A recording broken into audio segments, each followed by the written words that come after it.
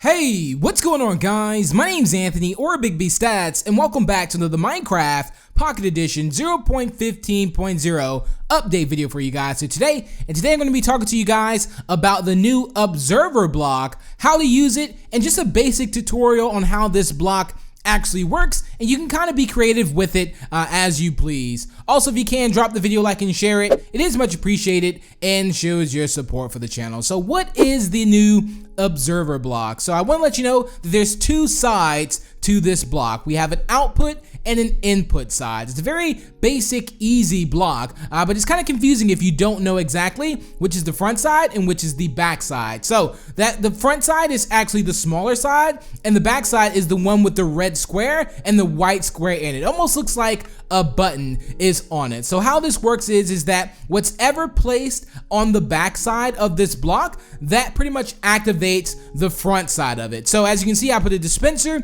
with the wither skeleton spawn egg in it, and as soon as I place the block on the input side, it kind of shoots it out of the output side. Now there's tons of creations that you can do with this, so give it a shot and try it out. Again, I'm going to be giving you just the general basics of it. Anything to kind of do with redstone, I kind of steer away from, but blocks like this aren't so bad. But when it comes to like the redstone comparators and all that stuff, I think if I took the time I could actually get into it, but that'd be just for future reference. But anyway, again, it's just pretty much, it emits one signal. So as you can see, it's like whenever I place that, it didn't keep shooting it out. It was just one time. So I thought that's pretty neat. Again, there's more things you can add with redstone. Now, how is the Observer block created? It's created with cobblestone, also 2 pieces of redstone, and nether quartz. That is how you make it. It can also be obtained by mining, but it won't drop anything. It says when mined without a pickaxe, it will drop nothing. So almost like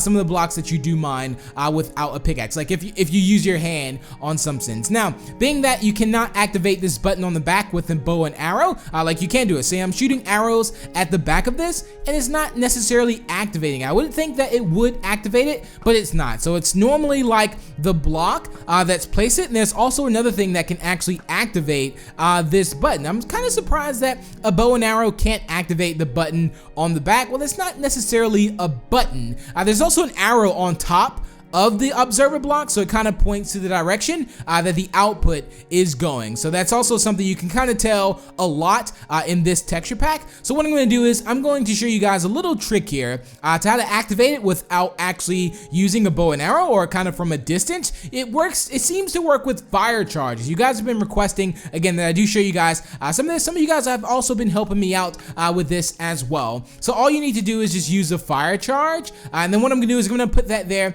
I'm going to add some stuff in this dispenser first, because remember, whatever you hit the Observer block on the back end, it comes out of the front end. So it's very basic. Again, the block on the back activates the block on the front of that, and it's like one signal. So that's pretty much how you do that there. Again, it's a pretty cool feature here, I think. So I'm gonna place a button on this dispenser. So basically what's gonna happen is I'm gonna fire this dispenser, well, not fire the dispenser. As you can see, the fire charge hit the back of that. Now it's probably due to the fact that there's a fire there. So if I put out the fire, it might activate it. Yeah, so there you go. See, as you can see, or it could be because I placed the button, but as you can see, whenever you do that, like whenever you place a block or break a block, when any kind of action happens on the input of the Observer block, it activates the front side of it. It activates the output, of course. But that's just your general basics on this. Again, there's a lot you can do, especially with automated farms. So if anything touches it, it kind of breaks it on its own. So it's totally up to you on how you want to do your creations with this. But if you did do any creations with the Observer block, feel free to send them to me over on Twitter on a screenshot, and I'll be sure to check them out and maybe retweet them or whatnot. But that's pretty much it for today's video. Thank you all so much for watching. Hopefully you can leave today's video with a general gist on what the Observer block is. And remember, it can be placed in different directions. As you can see, it's pointing up. The arrow is pointing up towards the output side. But thank you again so much for watching. Remember to leave a like and share. It is appreciated, and feel free to subscribe for more Minecraft news and more. And until the next, I will talk to you guys later.